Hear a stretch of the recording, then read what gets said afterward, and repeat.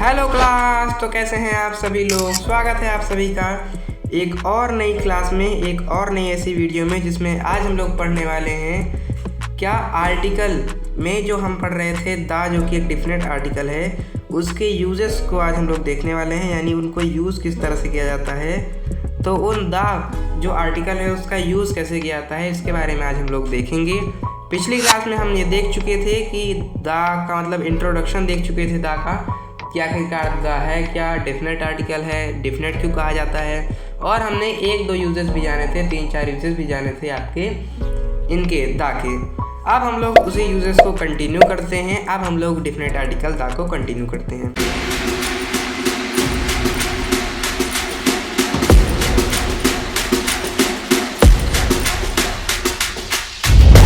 तो जब आप इसको कंटिन्यू करते हैं तो पिछले में डी पॉइंट तक हमने जान लिया था। अब हमें किसके बारे में जानना है, अब हमें जानना है इसके पॉइंट ई के बारे में, यानी अब हमको जानना है इसके 5वें पॉइंट के बारे में। तो ई पॉइंट में क्या है, ई पॉइंट में पहली बात तो ये है कि दा का यूज़ किसके साथ किया जाता है। दा का यूज कुछ प्रॉपर नेम्स के साथ किया जाता है। प्रॉपर नेम किसके हो सकते हैं, सी यानी समुद्र के हो सकते हैं, रिवर के हो सकते हैं, ग्रुप्स ऑफ आइलैंड के हो सकते हैं, चेन्स ऑफ माउंटेन के हो सकते हैं, और कुछ जो प्लूरल नेम होंगे कंट्री के, डेजर्ट के, रीजन के, वो भी क्या उनके साथ भी किसका यूज करेंगे, दा का यूज़ करेंगे। चेन्स ऑफ माउंटेन मतलब श्रेणी, चेन्स ऑफ माउंटेन मतलब पर्वत की श्रेणियों के साथ आप किसका यूज़ कर सकते हैं, पर्वत की श्रेणी के साथ आप यूज़ कर सकते हैं दा का। तो दा का यूज़ किसके साथ कर सकते हैं, पहला सीस यानी समुद्र के साथ, दूसरा रिवर्स के साथ, तीसरा ग्रुप्स ऑफ आइलैंड यानी द्वीप समूहों के साथ, और चेन्स ऑफ माउंटेन चौथा, और पांचवा कुछ कंट्रीज़ के प्लूरल नेम्स के साथ, छठा डेजर्ट्स के प्लूरल नेम के साथ, और सातवां रीजन्स के प्लूरल नेम्स के साथ। तो इन 7 चीज़ों के साथ आप लोग यूज़ करते हैं किसका, इंडेफिनिट आर्टिकल दा का। अब इसमें हम देख लेते हैं, इसके एग्जाम्पल में कह रहा है द अटलांटिक। अटलांटिक क्या है भाई, आपका सी है। उसके बाद है the Thames, the Azores, the Alps, Alps क्या है भाई, चेन्स ऑफ माउंटेन है। द नीदरलैंड, नीदरलैंड क्या है, कंट्री है लेकिन नीदरलैंड्स लगा है, इसका मतलब इसका प्लूरल फॉर्म है, इसलिए आपने इसके साथ दा लगा दिया। सहारा क्या है, सहारा आपका डेजर्ट है। क्रीमिया, रिवेरिया, ठीक है। तो इन द क्रीमिया और द रिवेरिया मतलब इन सारे एग्जांपल्स से आप समझ सकते हैं कि आप किस तरह से यूज़ करेंगे इसका। तो हम लोग इसका किसके साथ यूज़ कर लेंगे, समुद्र के साथ, रिवर्स के साथ, आपके plural names of countries, deserts and regions और ग्रुप्स ऑफ आइलैंड के साथ, और चेन्स ऑफ माउंटेन्स के साथ। पहला पॉइंट तो हमने ये जान लिया, ठीक है। दूसरा ये कहता है कि कुछ और सर्टेन नेम्स के साथ इनका यूज़ कर सकते हैं। सर्टेन नेम्स को आपको याद कर लेना होगा, जिसमें जो सूडान है और यमन है ये दोनों तो कंट्रीज़ ही हैं, तो ये तो आपको याद करने की जरूरत नहीं है।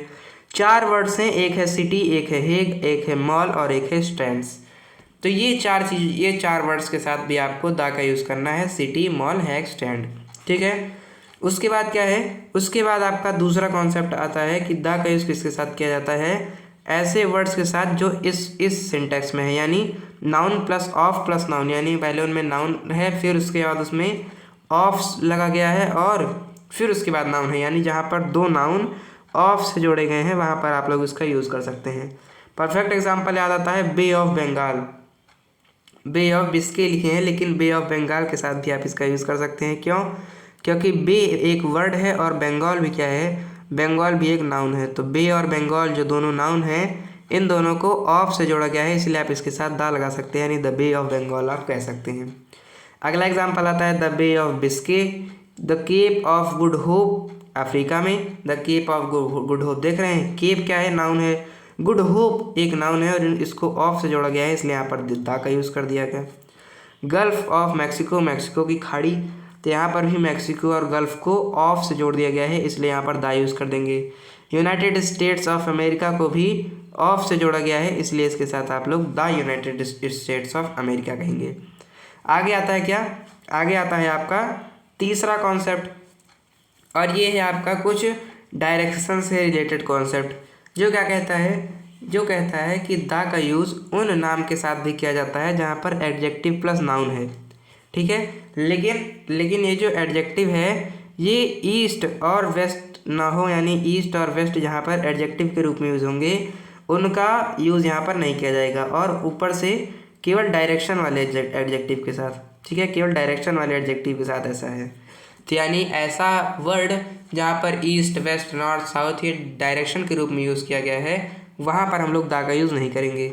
बाकी एग्जाम्पल इसका बताएं तो क्या है, द अरेबियन गल्फ। तो क्या देखते हैं आप, गल्फ एक नाउन है, अरेबियन क्या है, एडजेक्टिव है, इसीलिए इसके साथ आपने दा का यूज़ कर दिया।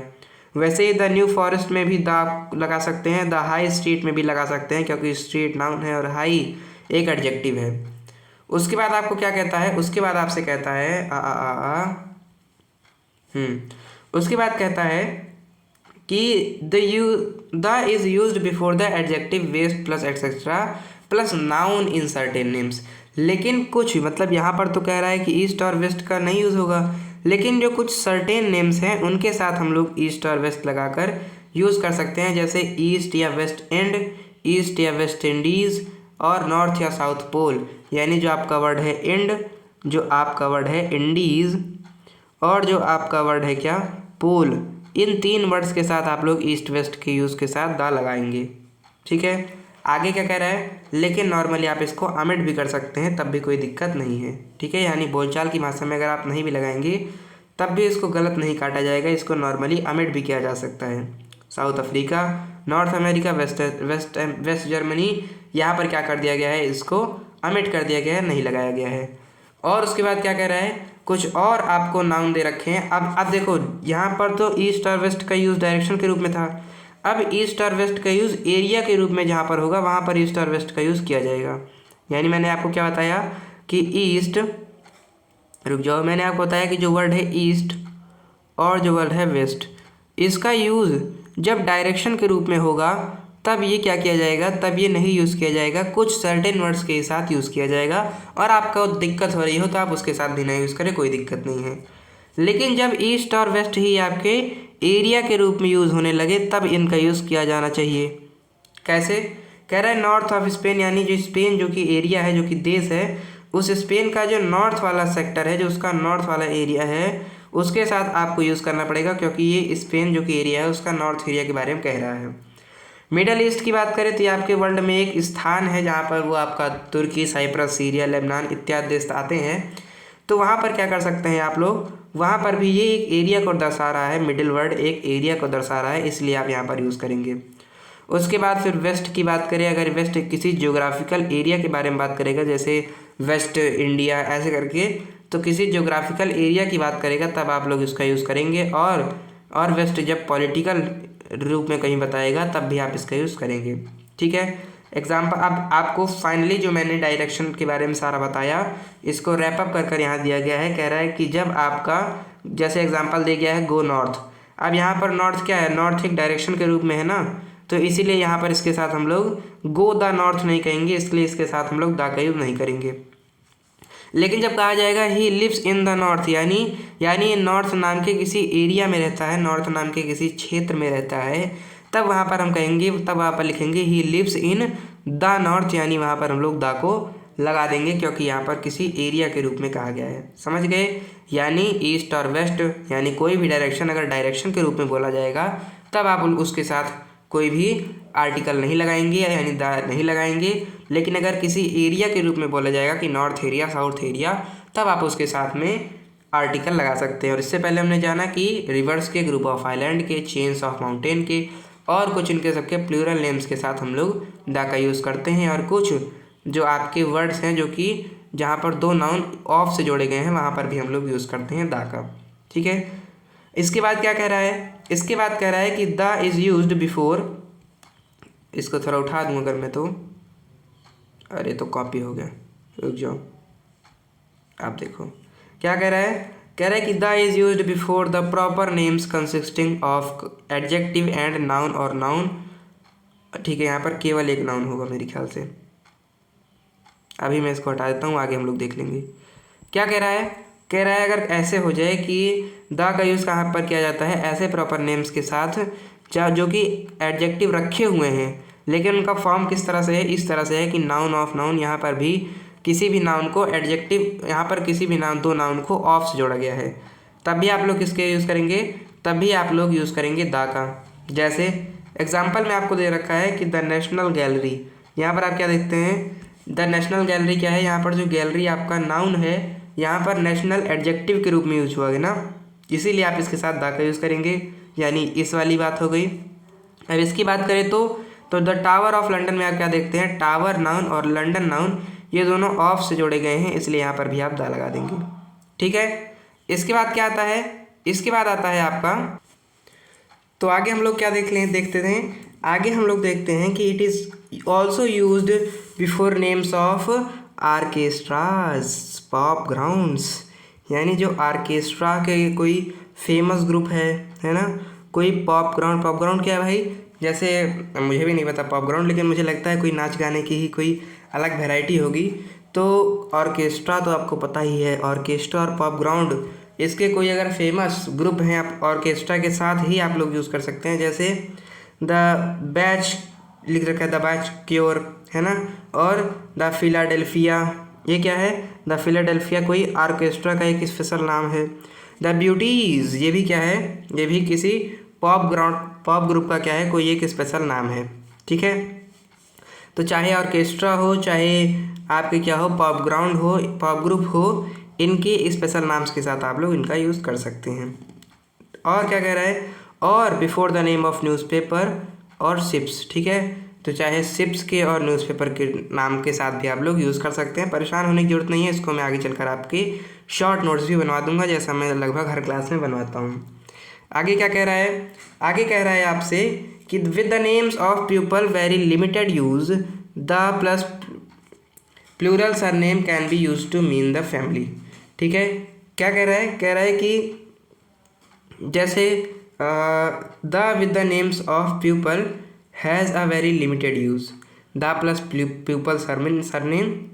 ठीक है, जैसे मान लीजिए किसी कोई फैमिली है और उसमें आपको क्या करना है, उसमें आप लोग क्या कर सकते हैं, अगर आप किसी आदमी के बारे में आपको बात करनी है, ठीक है, जैसे मान लीजिए कोई फैमिली है, ठीक है, आपकी मान लीजिए फैमिली है, आपके हैं यहाँ पे गुप्ता, मान लीजिए गुप्ता जी हैं आप, ठीक है, आपके हैं यहाँ पे मान लीजिए गुप्ता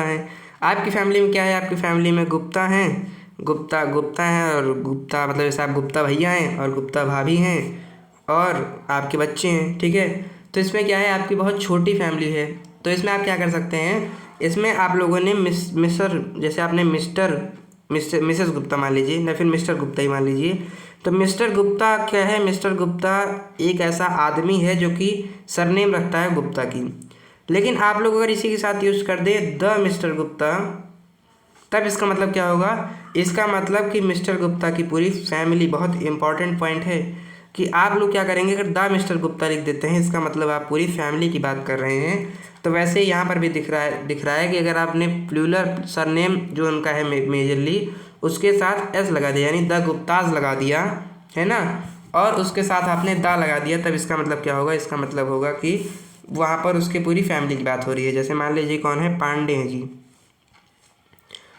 ब्लू कलर, ठीक है, मान लीजिए ये तो और नहीं दिख रहा, चलो ये मान लो लिखा है क्या, पांडे, अब पांडे लिखा है, तब पांडे का मतलब क्या है, पांडे मतलब कोई एक आदमी जो कि पांडे है, लेकिन मैंने क्या किया, मैंने पांडेज लिख दिया इधर और आगे दा लगा दिया, तो जो दा पांडेज मिला है, इसका मतलब क्या हुआ कि पांडे जी भैया और पांडे भाभी और पांडे भाभी के बच्चे, तो यानी उनकी पूरी फैमिली डिनोट करने के लिए भी आप लोग दा लगाते हैं। ये हायर यूजर्स के लिए इसका यूज़ जरूर किया जाता है।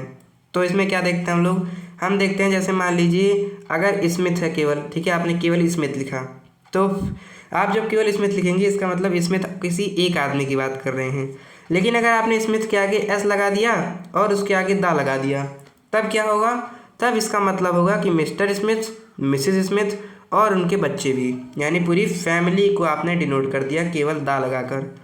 और कह रहा है the plus singular name plus clause या phrase can be use to distinguish one person from another the same name.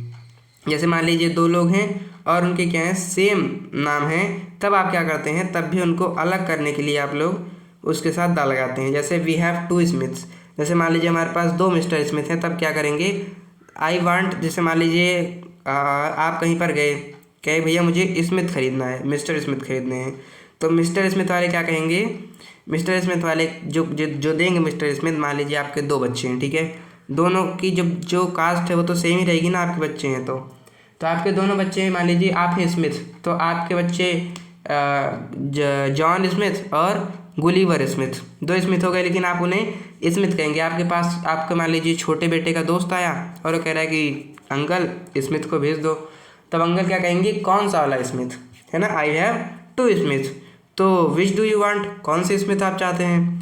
तब उसका दोस्त कहेगा I want mister Smith who signed this letter.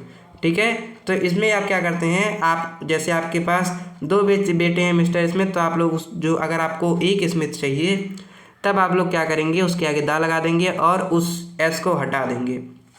यानी हमने क्या जाना, हमने जाना कि अगर हमें क्या मिला है, कोई एक सरनेम मिला है स्मिथ का, अगर हमें कोई सरनेम मिला है स्मिथ नाम का, अब इसके साथ हमें एक्सपेरिमेंट करना है। क्या एक्सपेरिमेंट करना है कि इस वर्ड को मुझे इस तरह से बना देना है कि ये किसी परिवार का लगे, तब इसके पीछे आप एस लगा देंगे और इसके आगे आप दा लगा देंगे, तब ये क्या हो जाएगा, तब ये स्मिथ का पूरा परिवार हो जाएगा।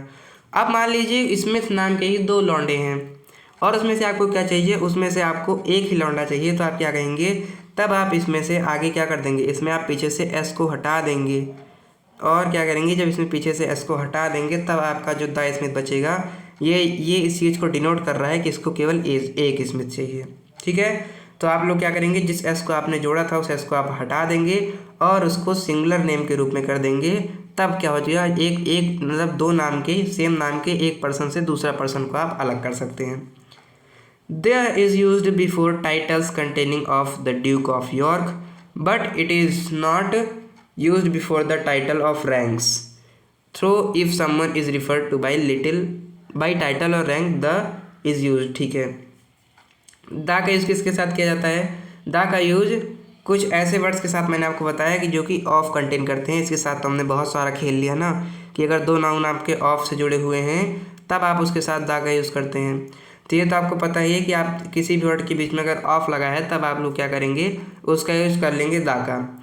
लेकिन मान लीजिए किसी को क्या मिली है, किसी को कोई टाइटल मिला है या किसी को कोई रैंक मिला है और आपको उसको उसी टाइटल या रैंक के साथ पुकारना है, तब आप उसके साथ दा का यूज़ करते हैं। जैसे द अर्ल एक्सपेक्टेड क्या है, ये कोई टाइटल है। ठीक है, जैसे अर्ल एक्सपेक्टेड क्या है, ये कोई टाइटल है, तो आप बोले कि अर्ल एक्सपेक्टेड ने ये किया, है ना, अर्ल एक्सपेक्टेड ने ये किया, अर्ल एक्सपेक्टेड ने वो किया, तो आप उस टाइटल को बुला रहे हैं, इसलिए आप उसके साथ दा लगा सकते हैं। दूसरा है कैप्टन। कैप्टन क्या है, कैप्टन एक रैंक है, तो रैंक कैप्टन जो कि एक रैंक है, इसके साथ भी आप लोग दा लगाएंगे। ठीक है, अगर आप डायरेक्ट रैंक को कह के बुला रहे हैं। और letters return to 2 or more unmarried sister joint. ठीक है, letters return to 2 or more unmarried sister jointly may be addresses the misses plus surname or the misses Smith. ठीक है, जैसे मान लीजिए आपने क्या किया, आपकी 2 बहनें हैं और उनकी शादी नहीं हुई है। ठीक है, तब आप लोग क्या कर सकते हैं, तब आप लोग उनके नाम को भी अलग करने के लिए आप दा लगा सकते हैं। जैसे यहाँ पर लिख दिया गया है कि द मिसेस स्मिथ और केवल द मिसेस लगा दिया गया है, तब इनको पता चल जाएगा कि दोनों बहनों को लिखा गया है। तो अब इन सारी चीज़ों को जो हमने पढ़ा है इसको हम लोग रैप अप कर लेते हैं इस नोट्स नाम के सेक्शन के अंदर। ठीक है, तो इसको हम लोग क्या कर लेते हैं, इकट्ठा कर लेते हैं। तो हमने अभी तक क्या पढ़ा, हमने सबसे पहले इसमें पढ़ा कि हम लोग कुछ सर्टेन नेम्स के साथ इनका यूज़ करते हैं। किसके साथ, कुछ सर्टेन नामों के साथ इसका यूज़ करते हैं। रुक जाओ, इसको सही कर लूँ, मैं इसको डिलीट कर लूँ और इसको ऐसे कर लूँ। तो हमने क्या पढ़ा, हमने पढ़ा कि हम कुछ सर्टेन नेम्स के साथ इसका यूज़ कर सकते हैं, जैसे sea, river, island, chain of mountain और कंट्री, डेजर्ट, रीजन। ठीक है, इसको हम लिख देते हैं केवल इतना कि हम कुछ सर्टेन वर्ड्स के साथ यूज़ करते हैं। ठीक है, कुछ certain words, some certain words लिख देता हूँ। ठीक है, ये ले लेता हूँ, ये लेता हूँ। अब हमने क्या पढ़ा, हमने सबसे पहले पढ़ा, मतलब आज का हमारा टॉपिक बेसिकली था कि द यूज्ड, कि मतलब द के यूजेस कहाँ कहाँ होते हैं। ठीक है, द के यूजेस के अंदर हमने क्या जाना, सबसे पहले जाना कि विद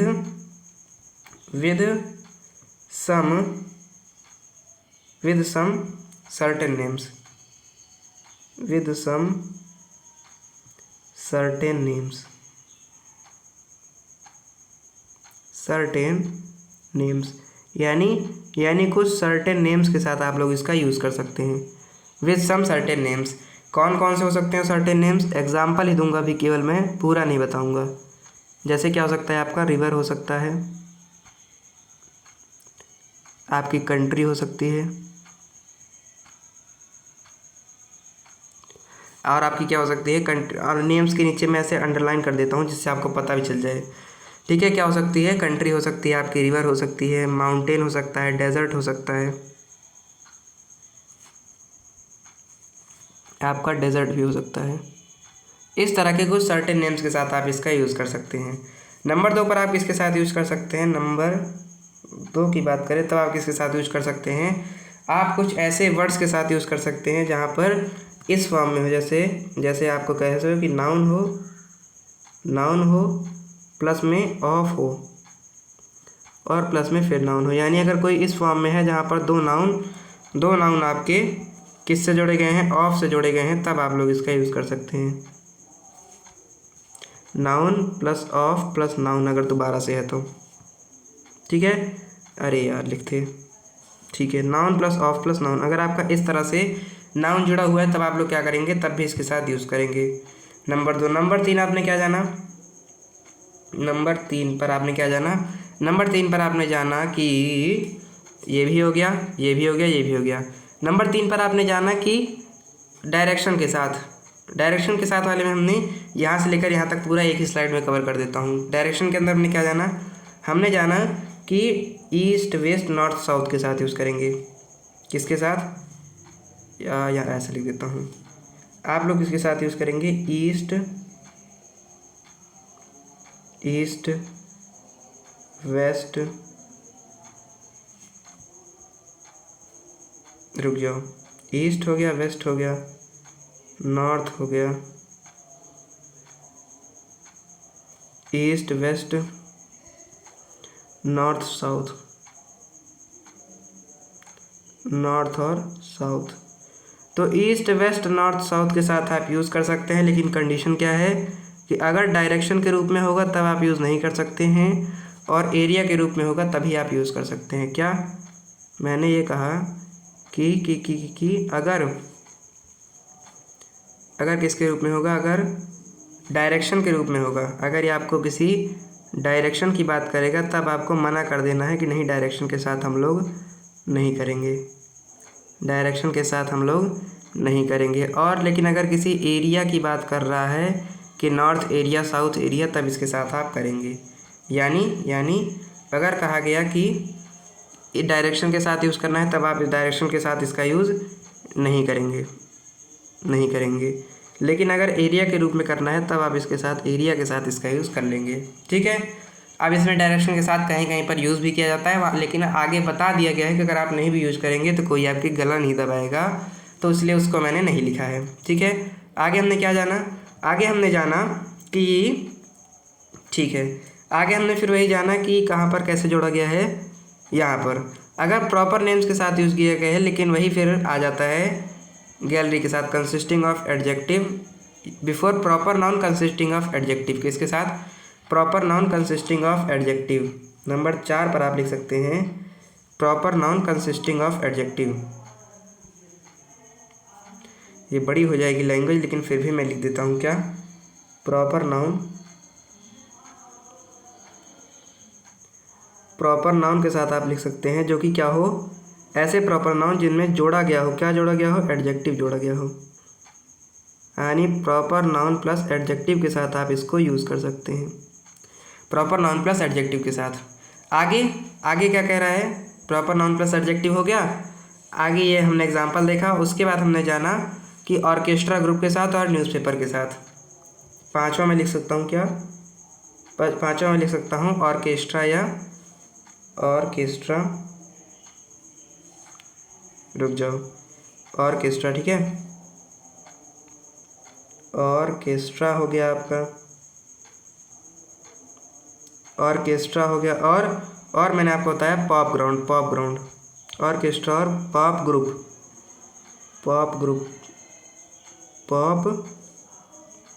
ऑर्केस्ट्रा या पॉप ग्रुप। अगर कोई ऑर्केस्ट्रा का ग्रुप है या पॉप का ग्रुप है तो उसके साथ आप यूज़ करेंगे, और साथ ही साथ किसके साथ, न्यूज़पेपर के नाम के भी साथ आप इसका यूज़ करेंगे, न्यूज़पेपर के नाम के साथ। ठीक है, न्यूज़पेपर के नाम के साथ। और फिर हमने क्या बताया, और फिर मैंने बताया कि फैमिली को बताने के लिए और नाम को हटाने के लिए भी, और फिर हमने, ठीक है, फिर उसके बाद हमने क्या जाना, उसके बाद हमने जाना फैमिली 5 और छठवां, ठीक है। उसके बाद हम ले लेते हैं एक छठवां वाला पोर्शन और एक हम ले लेते हैं 7वां वाला। जैसे एक छठवां वाला ले लेता हूँ और एक 7वां वाला ले लेता हूँ। छठे के अंदर हमने क्या जाना, छठे में हमने जाना कि हम लोग को क्या करना है, अगर फैमिली बनानी है, यानी हम लोग अगर किसी भी एक वर्ड को फैमिली बनाना है, फैमिली बनाना है, तो हम लोग क्या करेंगे, हम लोग फैमिली बनाने के लिए क्या करेंगे, फैमिली बनाने के लिए हमको जो सरनेम दिया गया है ना, सरनेम उस सरनेम में पीछे तो हम लोग एस जोड़ देंगे, और आगे क्या कर देंगे, इसको मैं थोड़ी जगह दे दूँगा इतनी करके, ये पूरी जगह लेगा मुझे लग रहा है, नहीं लिया, हाँ ठीक है। तो अगर हमें क्या करना है, ऐसा करना है तो हम लोग सरनेम के पीछे एस जोड़ दें और आगे दा जोड़ दें, आगे हम लोग दा जोड़ दें। अगर हम लोगों को फैमिली बनानी है किसी एक उसकी, मतलब बिना नाम लिए, सबका नाम लिए बिना, अगर हमको फैमिली बनानी है, तब हम लोग क्या कर सकते हैं, तब हम लोग इस तरह से कर सकते हैं कि हम लोगों ने क्या किया, जो सरनेम हमको दिया था उसके पीछे हमने एस लगा दिया और आगे हमने दा लगा दिया, ठीक है। तो सरनेम के आगे दा लगाकर और सरनेम के पीछे एस लगाकर हम लोग फैमिली बना सकते हैं। कॉमा कर अगर हमको क्या करना है, वापस से उसको क्या करना है, डिस्टिंग्विश करना है। जैसे मान लीजिए 2 आपको दिए गए हैं सरनेम, जैसे पांडे है तो पांडेज नाम के 2 ब्रदर हैं, तो उसमें आप क्या कर सकते हैं, डिस्टिंग्विश करने के लिए एस को हटा सकते हैं, ठीक है। तो हम लिख सकते हैं क्या, हम लिख सकते हैं डिस्टिंग्विश करने के लिए, आप क्या कर सकते हैं, डिस्टिंग्विश करने के लिए आप लोग रिमूव एस कर सकते हैं। क्या कर सकते हैं, एस को रिमूव कर सकते हैं, रिमूव एस, आप लोग एस को रिमूव कर सकते हैं, एस को आप लोग अपने रिमूव कर देंगे। अगर आप लोग एस को हटा देते हैं तब आप लोग क्या कर पाएंगे, तब आप लोग उनमें से अलग कर पाएंगे। जैसे आपको 2 मान लीजिए 2 तिवारी दे रखे हैं, तो 2 तिवारीज दे रखे हैं, तो उनमें से आप लोग एस को हटाकर ऐसा कर सकते हैं। और हम लोग किसके साथ यूज़ करते हैं, यूज़ विद कमांड, मतलब किसके साथ, अरे अगर मान लीजिए आपको केवल किसी की रैंक या टाइटल से पुकारना है, ठीक है, क्या करना है आपको, किसी को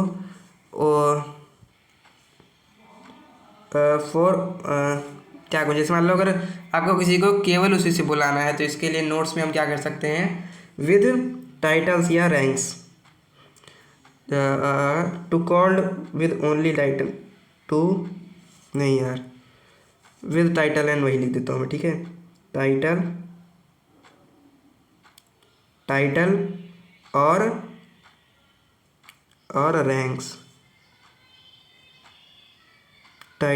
रैंक्स, ठीक है। अगर आपको किसी को उसकी टाइटल या रैंक के साथ बुलाना है, तब आप लोग क्या कर सकते हैं, तब आप लोग उसके साथ यूज़ कर सकते हैं इसको। तो अभी तक हमने जो पढ़ा है इसको मैं सबसे पहले आपको क्या कर देता हूँ, अरे भाई अभी तक हमने जो पढ़ा है इस सबको सबसे पहले तो आपके लिए इकट्ठा कर देता हूँ, और ये जो हमने लिया है इसका सबसे पहले स्क्रीनशॉट भी ले लेता हूँ ना, इसका स्क्रीनशॉट ले लेता हूँ, ये लो, क्योंकि ये आपको अब क्या कहाँ पर मिलेगा, क्योंकि ये अब आपको कम्युनिटी पे मिलेगा ना, ठीक है। इसको मैं एक बार क्लियर कर देता हूँ और इसका स्क्रीनशॉट ले लेता हूँ, ठीक है। आगे इसको भी क्लियर करके इसका भी हम लोग स्क्रीनशॉट ले लेते हैं, ठीक है। अब आगे क्या देखते हैं, हाँ अब जो मैंने आपको बताया इसको मैं एक बार आपको दोबारा से बता देता हूँ। तो हमने क्या पढ़ा, हमने अभी तक इसमें पढ़ा, ये लीजिए कलर, कह रहा है कि अगर इसमें हम बात करें तो आज की क्लास में हमने क्या पढ़ा, हमने आर्टिकल के यूजेस पढ़े। क्यों, क्योंकि आर्टिकल यूज़ कहाँ पर होते हैं इसको हम लोग आज पढ़ेंगे, और यूज़ कहाँ पर नहीं होते हैं इसको हम लोग कल क्लास मतलब अगली क्लास में पढ़ेंगे। ओमिशन, जिसमें हम लोग ओमिशन ऑफ द पढ़ेंगे, उसमें हम लोग इसको पढ़ेंगे। तो क्या कह रहा है, आर्टिकल यूज़ कहाँ कहाँ पर होता है, तो विद सम सर्टेन नेम्स, और मतलब कुछ सर्टेन नेम्स हैं उनके साथ यूज होता है, जैसे रिवर हो गया, रिवर का नाम हो गया, कंट्री का नाम हो गया, डेजर्ट का नाम हो गया, माउंटेन का नाम हो गया, सी का नाम हो गया, समुद्र का नाम हो गया, ओशियन का नाम हो गया, इनके नाम के साथ आप लोग इसका यूज़ करते हैं। और मॉल हो गया, स्ट्रैंड हो गया, इसके कुछ आपके जो बिल्कुल सर्टेन नाम है उनके साथ तो आप इनको यूज़ करेंगे ही करेंगे। और अगर आपको कहीं पर वर्ड इस फॉर्म में दिख जाए जहाँ पर दो नाउन को ऑफ से जोड़ा गया हो, तब भी आप इसका यूज़ कर सकते हैं। उसके बाद आ जाती है डायरेक्शन की बात, जिसमें हमने जाना कि ईस्ट वेस्ट नॉर्थ साउथ, ये जो आपके चारों डायरेक्शन हैं, इनमें अगर आपको वर्ड ऐसा आपको पढ़कर लग रहा हो कि यहाँ पर डायरेक्शन की बात की जा रही है, तब आप इसका यूज़ नहीं करिएगा। लेकिन आपको अगर ऐसा लग रहा है कि ऐसी बात की जा रही है कि एरिया, मतलब ऐसा कह रहा है कि मान लीजिए आप उत्तर प्रदेश में रह रहे हैं, तो नॉर्दर्न उत्तर प्रदेश या वेस्टर्न उत्तर प्रदेश, तब आप इसके साथ दा का यूज़ कर सकते हैं।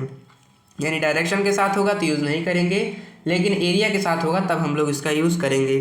आगे आता है अगर आपका कोई प्रॉपर नाउन एडजेक्टिव से जोड़ा गया हो, तब भी आप लोग दा का यूज़ करेंगे।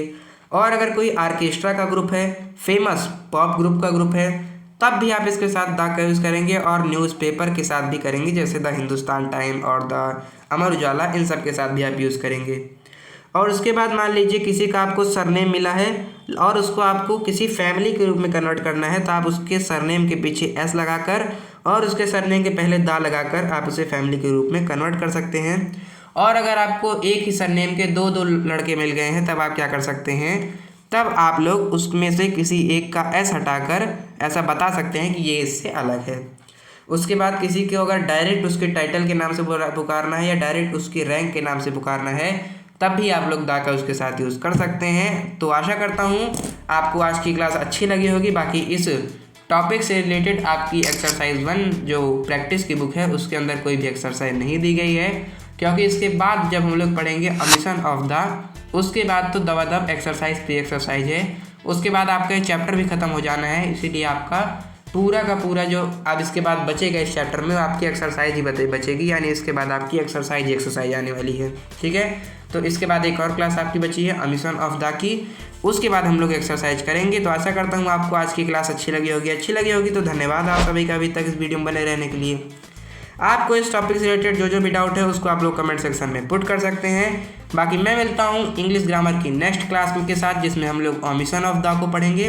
तब तक के लिए पढ़ते रहिए, मिलता हूँ अगली क्लास के लिए, तब तक के लिए बहुत बहुत धन्यवाद।